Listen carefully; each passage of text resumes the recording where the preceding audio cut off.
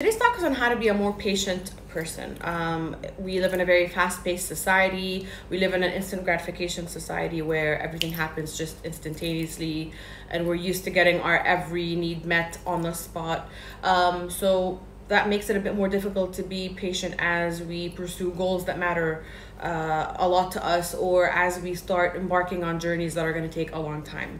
So being patient is critical as we level up, as we start pursuing the things that matter the most to us. Okay, so patience, just as a definition, is the ability to keep calm in the face of disappointment, distress, or suffering. Okay, and it's definitely a virtue that's worth cultivating. Okay, this virtue is associated with a variety of positive health outcomes, such as reducing depression and a whole host of other negative emotions.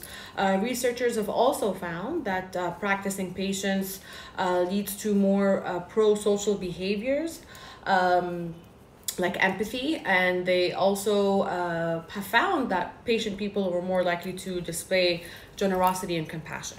So overall, it's a great sort of skill to have. It's a great virtue to have.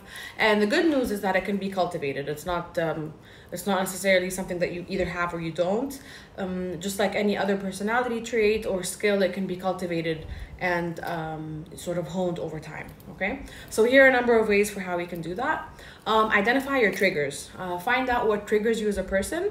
Realizing and understanding what triggers you as a person and causes you to become impatient is half the battle. Whether it's traffic, whether it's slow Wi-Fi, whether it's things taking long to happen, whatever the case may be, like when you understand what triggers you, that is half the battle right there. Okay, and impatience is the fight component of the fight or flight response, and that's just a part of how our brains are created, as part of like the old brain, how we have survived as a species for thousands of years.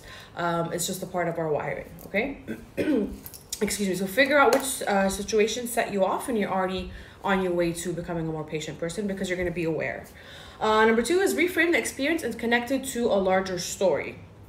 This is known as cognitive reappraisal, or trying to see things from a different perspective. Many times when we're impatient, or when our fight response and the fight or flight response starts to kick in, we tend to see things out of proportion. We blow things out of proportion without really realizing that we're overreacting and we're not really seeing things for what they are. So a cognitive reappraisal is just you realizing that maybe you're overreacting, it's not that much of a big deal, trying to see things for what they are will help you become a more patient person.